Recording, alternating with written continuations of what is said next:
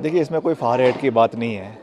वो आज गई हैं, चुनावों के मद्देनज़र गई हैं और मैं लगातार लोगों के बीच में रहा हूँ। चुनावों के समय में ही लोगों के बीच में जाना जो है वो सेवा नहीं होती है। जो जितना मंडी का एरिया है, कुल्लू का एरिया है, I have been with the people through their thick and thin. उनके अच्छे समय में, उनके बुरे समय में मैं उनके साथ खड़ा रहा हूँ। अभी मुझे 2 दिन पहले ही पार्टी ने प्रत्याशी के रूप में मेरा नाम घोषित किया है। उसके लिए मैं पार्टी का धन्यवाद करता हूँ। मैं हर चैलेंज को एक्सेप्ट भी करता हूँ और लड़ाई भी लड़ता हूँ और पूरे मजबूती से लड़ता हूँ और हम पार्टी के साथ मिलकर इस लड़ाई को लड़ेंगे।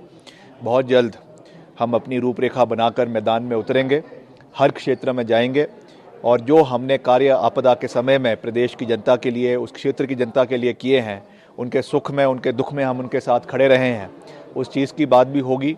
जो हम केंद्र से दलगत राजनीति से ऊपर उठकर जो मैं सहयोग लेकर आया हूँ, अपने विभाग में ही मैंने करीबन 3,000 करोड़ के विकास कार्य पिछले 1 साल के अंदर करवाए हैं। आंकड़ों के साथ मैं इस बात को लोगों के बीच में रखूँगा और ख़ास करके जो आपदा के समय में हमने रिकॉर्ड समय में ब्रिजेस का निर्माण करवाया, सड़कों का निर्माण करवाया, इन सब चीज़ों को लोगों के बीच में रखेंगे।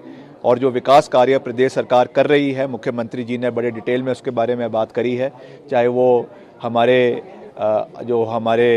बच्चे हैं बिना माँ बाप के, उनको वार्डन ऑफ द स्टेट के नाम से उनको घोषित करने की बात करी है।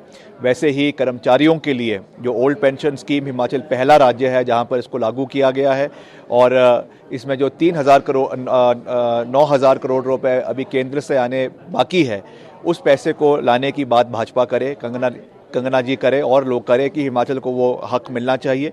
और चाहे वो दूध के खरीद की बात है जिसमें न्यूनतम मूल्य तय किया गया है, ये भी एक बहुत बड़ा कदम है। इस तरीके के बहुत से कार्य प्रदेश सरकार ने किए हैं। In spite of all the financial shortcomings, हमने हर चीज़ पे इन चीज़ों को पूरा किया है और इन चीज़ों को लोगों के बीच में रखा जाएगा और हम पूरी मजबूती से चुनाव को लड़ेंगे भी और मंडी संसदीय क्षेत्र की सीट को जीतेंगे भी। जिस तरह से मुख्यमंत्री ने बीजेपी से भी अपील की है कि भाषा पे संयम रखें, आपके और कंगना के बीच पिछले लंबे समय से एक तरह से वॉक की युद्ध चल रहा है, क्या फोकस रहने वाला है? ये देखिए, मैंने कहा है कि जो इलेक्शंस लड़े जाएंगे वो मुद्दों के ऊपर लड़े जाएंगे, तथ्यों के ऊपर लड़े जाएंगे, ग्राउंड रियलिटी पे लड़े जाएंगे और ग्राउंड ज़ीरो पर सबसे मुश्किल घड़ी में कौन लोगों के बीच खड़े थे, ये सवाल जो है वो मैडम से पूछे जाएंगे।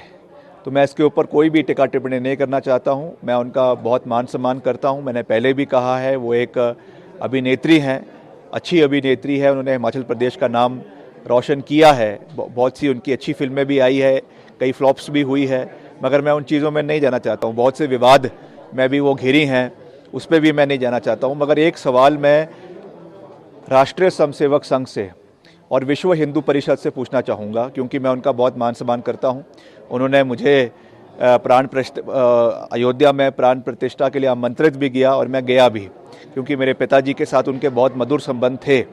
मैं उनसे ये पूछना चाहूँगा कि आपने जिस कैंडिडेट को यहाँ से दिया है, उनके खान पान के ऊपर एक बहुत बड़ा प्रश्न चिन्ह लगा है और क्योंकि राष्ट्रीय स्वयंसेवक संघ और विश्व हिंदू परिषद सनातन धर्म की बात करती है, तो इस स्थिति में राष्ट्रीय स्वयंसेवक संघ का और विश्व हिंदू परिषद का क्या रुख रहेगा, क्या उनका व्यू है इस सारी परिस्थिति पर? क्योंकि हिंदू राज्य है हिमाचल प्रदेश, जहाँ पर 98% हिंदू रहते हैं और वहाँ पर इस तरीके का सेवन जो हो रहा है, उसके ऊपर आरएसएस का और विश्व हिंदू परिषद का क्या उनका व्यू है, नज़रिया है, ये मैं ज़रूर जानना चाहूँगा।